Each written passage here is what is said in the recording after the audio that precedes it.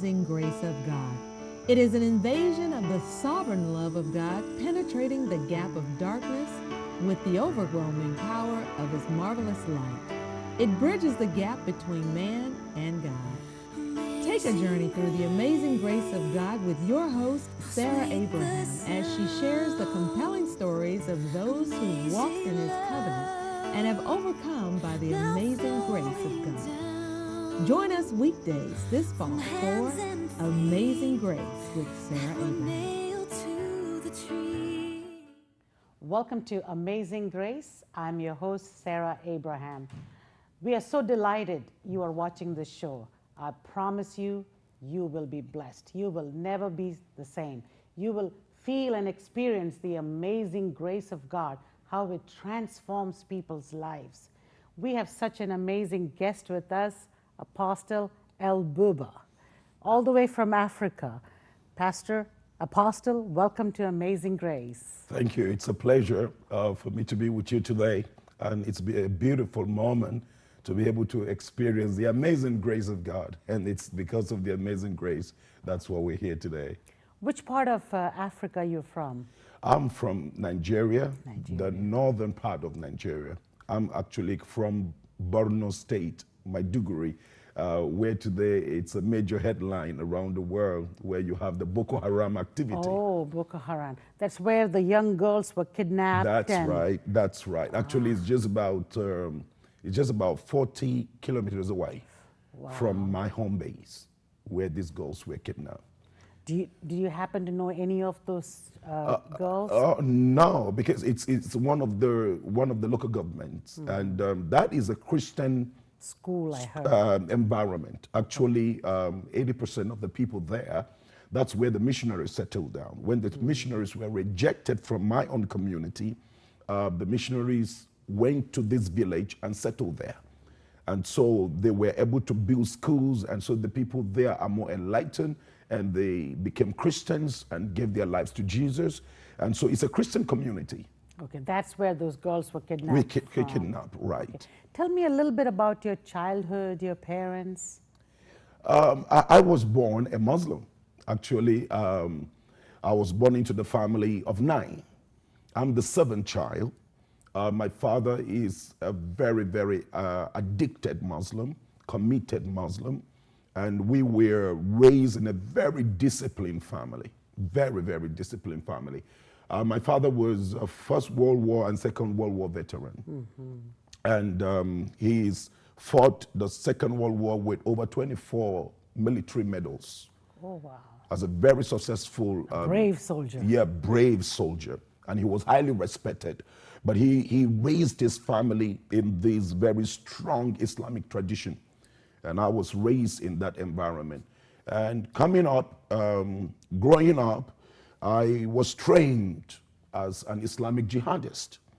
So I'm sitting in the presence of a jihadist. A former jihadist. Just because of Jesus, I love you. Yeah, and it's because of Jesus that I can be sitting with you. If it were a few years ago, there was no way I'm going to look at you as a human being. You are actually a kafri. A kafri, an enemy. A kafri, you're just, let me use, an animal. Animal, okay. And of course, when you're looking at an animal, you're looking at an animal that has no value. So that's basically how the jihadist That is how the jihadist looks at any Christian and any Jew. Any Jew. And from a childhood, I was trained to believe that any American, any British, any Jew is an enemy of Islam. And that's how it is taught. Taught from my kindergarten. When I was 5 years old, the first training and teachings I had was a total hatred for Christians and Jews. They are the enemies of Islam and the enemies of Allah. So wherever you find them, kill them. Kill them. Simple as that. Simple as that. And if you are transacting business relationship with them, play along, but know that they are your servants. So I can come in here to serve you as your messenger, but I don't see you as my boss in my mind. I see you as my slave. One day, I'm going to going have a domination over you. over you. So they're never loyal to any of the Britishers or American companies or business ventures. They are never No, they are loyal. in there to create their pathway to have a domination. Oh my God. Total submission to Allah. Anything that is not submissive to Allah. Allahu ahad, Allahu samad, walam yalid, walam yulad, walam yakul lahu kufuwan ahad. What does that mean? That means that whatever it is, Allahu ahad, Allahu samad, there is no any other prophet, Lord, or Son of God. Nobody is equal to Allah. Allah is the only one. And Muhammad is his only prophet. Only prophet. So if Muhammad is his only prophet, any other person you talk about is not. So Jesus Christ is not the Son of God.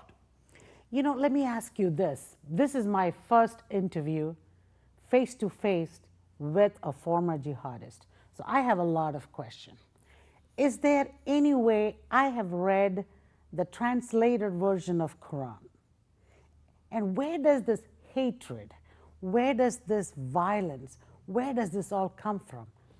Well, it comes from when you read the hadiths. You see, The hadiths is not, is it a part of Quran or the is it hadith different? is a tradition. Oh, it's a tradition. Is a tradition of Muhammad and others apostles of Muhammad, that other So it's disciples. not part of the Quran. It's not part of the Quran. But the hadiths describe to you the lifetime of the Prophet Muhammad. And also, you see, what you find in the Quran is that there are a lot of this, let me use the word distortion.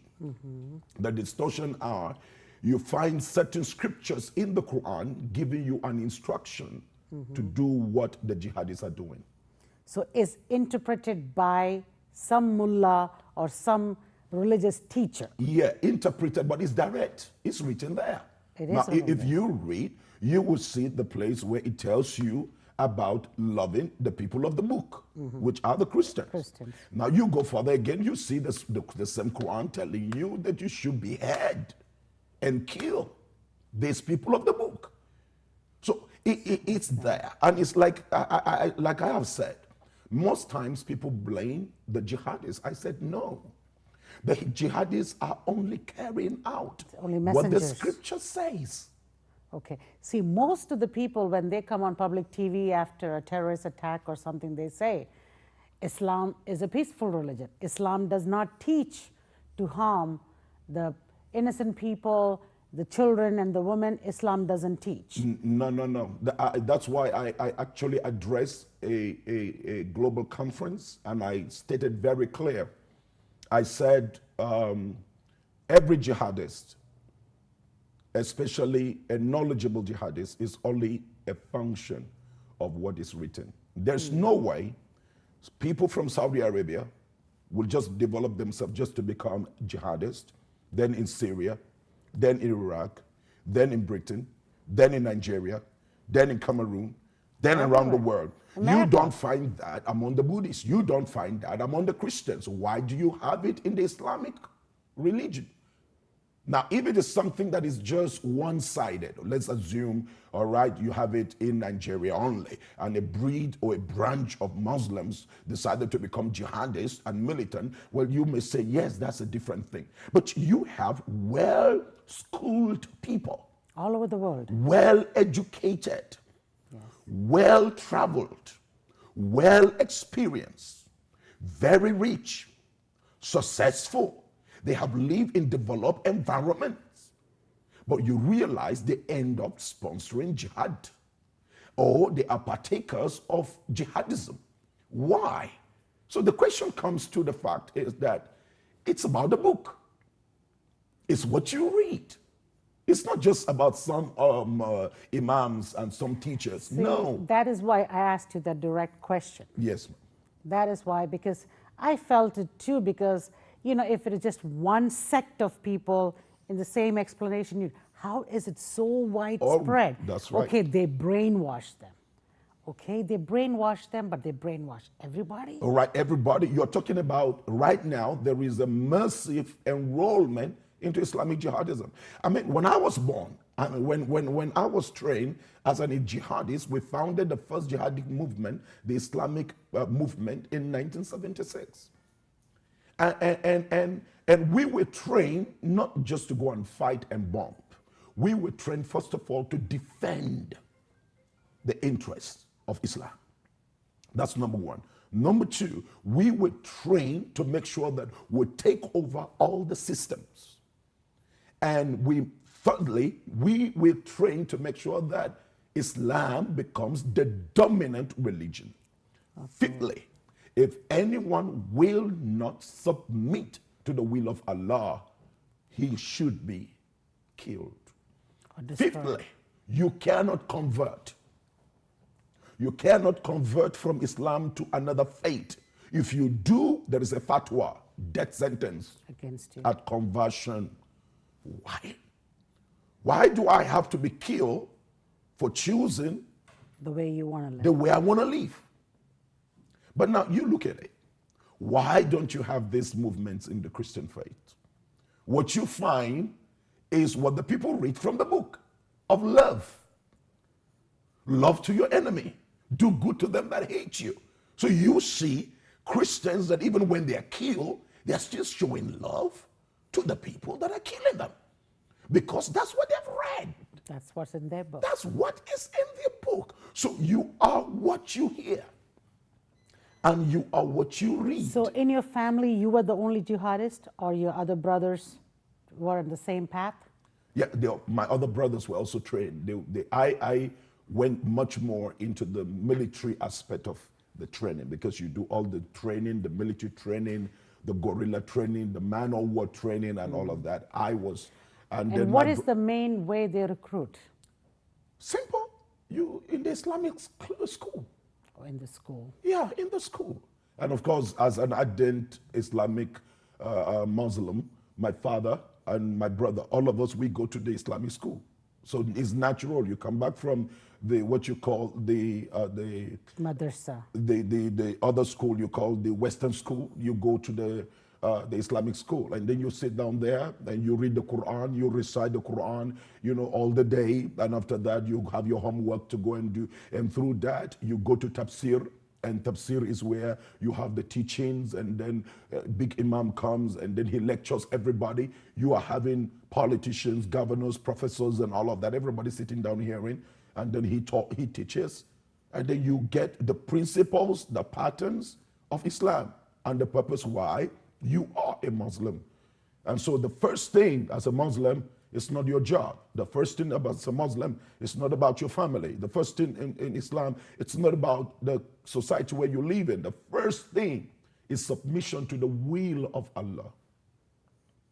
Anything that is against the will of Allah, you're ready to go against it. Every other constitution and policy in the world is subject to the will of Allah. And the will of Allah is the way they interpret it. The will of Allah is what they interpret. So if I come to US and I live in the United States, the American Constitution does not have a control over me as a Muslim. My Quran and the policies of what supersedes any other. So if I am working with you and anything you do against the principles and the patterns of what the Quran says, I will go against you.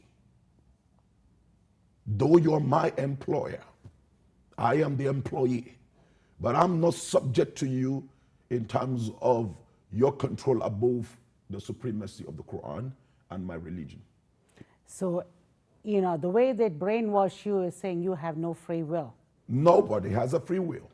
You're subject to the Islamic control. And your joy is that if you live this way... That is called what is that? There's the rule starts with an H. Hazra, the Islamic rule. They want to bring it to the whole world. The judicial system, the justice system. Oh, okay, Sharia. Sharia. Right, that's the Sharia. Sharia law. Sharia is a pattern of the rule of the way you live. Because in the Islamic country, Sharia law supersedes the country's law. Yes. Not the Sharia law. I mean, it's just what the text of what the Quran says. And like what we're talking about, you see, a lot of times people try to blame the jihadis, or they said, you know, it's this, it's this. I said, no. Anybody, any Muslim scholar trying to come up to abuse or castigate these jihadis and say they are not Muslims and all of that and all of that, I said he's either ignorant of what the Quran says, or he's trying to shy away from the truth. The truth is, all the jihadis you see, they are good Muslims. Nobody's ever put it that way. They are good Muslims. They are only practicing what they've read in the text. The only thing I've encouraged government and institutions to do is to try to now re-explain and redefine the concept of what is written in the Quran. And so if Islamic scholars will begin to now do that, then we're going to have moderation in terms of going to the excesses. But I can tell you that no Muslim, a true, genuine Muslim, will ever accept any of his child or brother to convert to another faith. So if that is there, it's no different to the person who is moving out to try to conquer. Why do they believe in this killing and conquering nations by the sword? Because that was the way the prophet was able to convert people. They want people to convert to Islam, but they don't want any Islamists to convert to any other religion. That's just one way. One way, nobody. Now, so you realize that because everybody, if I come into the city, Muhammad got into cities by the sword. So violence is inbred. So it's inbred. I mean, what I as the leader, what I do is what my followers will.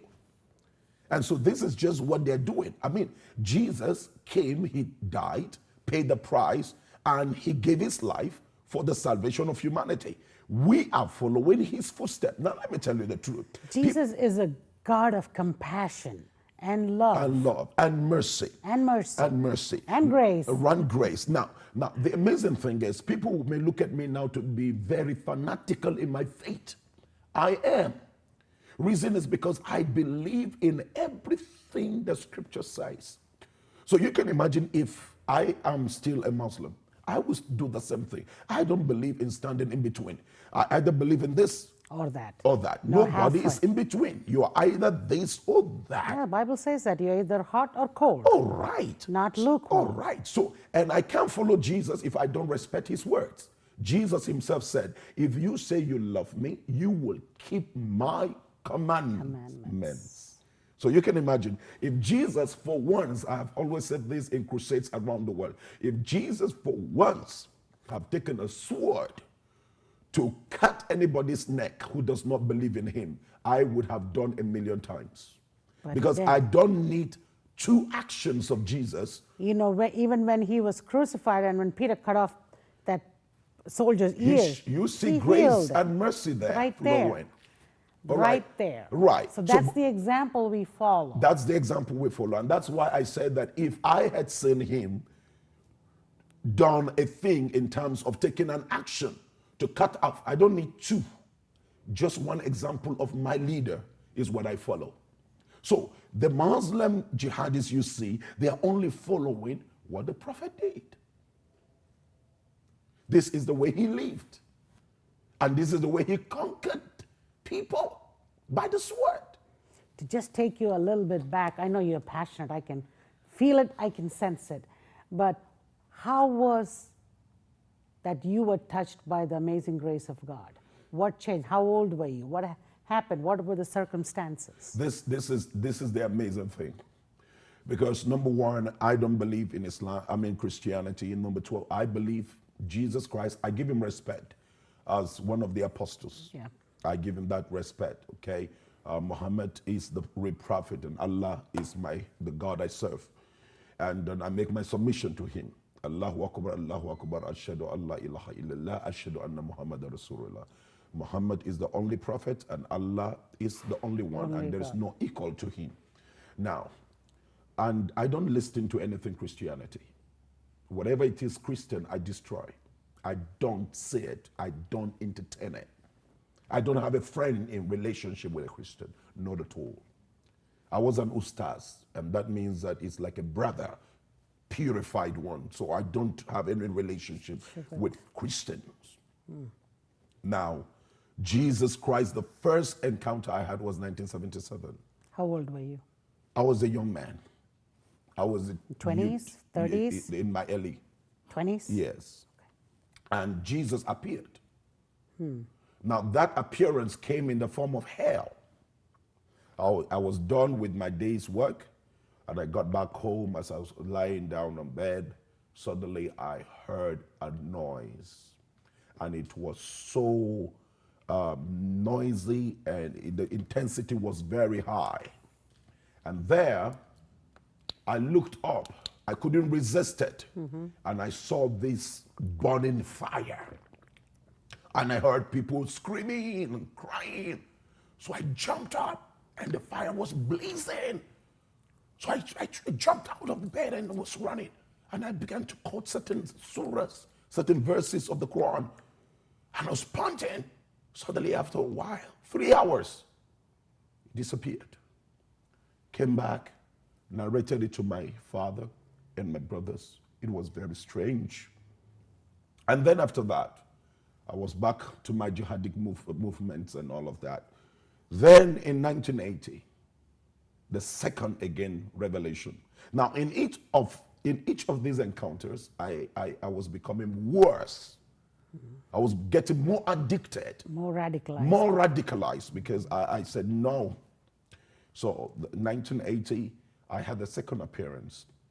And this second appearance, it was my teacher, my imam. He was sitting down under the tree and he was teaching. And suddenly I was sitting down. I was done with the afternoon prayers from the mosque. So I came out and I sat outside and I was just meditating, with my chest beat, with my beats. I was just meditating and just praying and all of that. Suddenly I saw fire come down from heaven in the form of a chariot and burned my mala physically. So I was looking at this scene. This is strange. I haven't seen this thing before. And I saw my malam with all the blisters. So I started running. La ilaha illallah, ashhadu an la ilaha illallah, ashhadu anna Muhammadan Rasulullah. And then I was running. And I heard a voice say to me, "Where are you running to?" But I tell you, few minutes later, my malam was found dead. Really? Real dead. Nobody knew what happened. It was a mystery. I was the only one who knew what happened. So I came down, and later on the funeral was done immediately. It was conducted, and I shared with my parents and my brothers what happened. And it was very strange. So that provoked my anger. I said, no, I'm going to fight these forces. I'm going to contend with these forces. So I became much more radical. I vow I was going to build up my commitment much more than I was. And while I was on with that, 2 years down the line, it took me 2 years, 1982. 1982, I was on my way to go for our jihadic training, and we're going to strategize on how we're going to improve on our services and then how we're going to strengthen our Islamic movements around the world, and then what we look at the goal, we develop blueprints that can last for 30 years, 50 years. Wow. And then so they're thinking that much in the future. Oh, yeah. 30, 50 years. Oh, yeah. Oh, yeah. Islamists are great strategists, great brains. I've often said if jihadists will use their brain properly, you have great minds. They are strategists. They can beat the mind of the most intelligent person. And so we develop blueprints. We sit down, develop blueprints and plan and all of that for 10, 20, 40, for 50 years. And while we were on with that. Suddenly, there was an appearance. I was walking by, and Jesus appeared in the sky. And I saw him. And you knew that was Jesus? Oh, yes. There was this intensity of glory. And he was looking into my eyes, and his eyes were blazing with love. I couldn't resist it. And because I was rebuking it initially, there was a kind of contention between two forces. And I was doing that, invoking the name of Allah, all the names I know, and nothing was working. Jesus was just calm, watching. And from there, my soul was taken out of me into heaven. And Jesus took me through like a ride. And he took me through the glory of heaven. Wow. I saw the streets of heaven, how beautiful heaven is. I saw the glorious mansions in heaven. I saw the millions and millions of angels worshiping and adoring the King of Glory. I saw the 24 elders bowing down at the feet of the throne. The throne was coming out, oozing out with such glory and power, you can look straight into it. And I bowed down. And everything in heaven was dancing to the tune of the worship order, absolute order. And that's why I believe in total order. And there, Jesus took me from there. And then we stood at a distance. He said, I want to take you to the next place. And it was hell. I saw my grandfather and the prophet that I am serving, I am following. I saw him burning, and they were crying for mercy. Mercy in hell. It is terrible, a terrible place for anyone to ever be. And I saw. I will stop this session right here. You know, that beautiful purple light saying we are over time. And we will continue. This was the beginning part of your moment, the beginning of the person that you are going to become. Yes. We'll talk more about the prophecy and what you are doing today and how God took you from that vision and brought you to this place. So stay tuned for the next session. Thank you for watching us. It's God's amazing grace that leads us from day to day. Keep walking in the amazing grace of God.